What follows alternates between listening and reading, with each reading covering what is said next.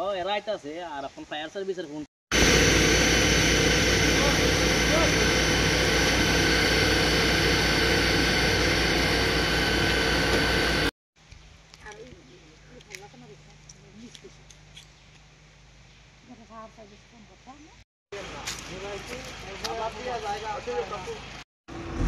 আচ্ছা কি হয়েছে ঘটনাটা?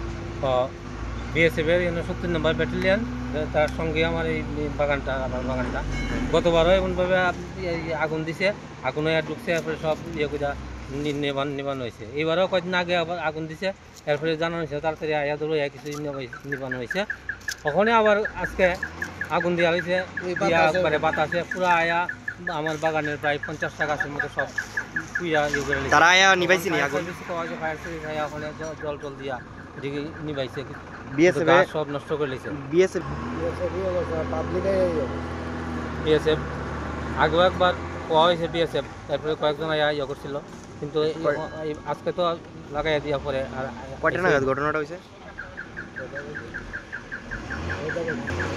কয়টার সময় হয়েছে ঘটনাটা? 10:30 সাড়ে 10টা আগে। আপনার নামটা? আমার নাম নিখিল চন্দ্র দাস। ওই তো আসলাম বাড়িতে, ওই তো বাগান পুড়ছে, আমরা খবর পাইছি, তাই আইসি আমরা দেখছি মোটামুটি গেছে 40-50টা গাছ নষ্ট হয়ে গেছে। এটা কেমনে আগুনটা লাগছে?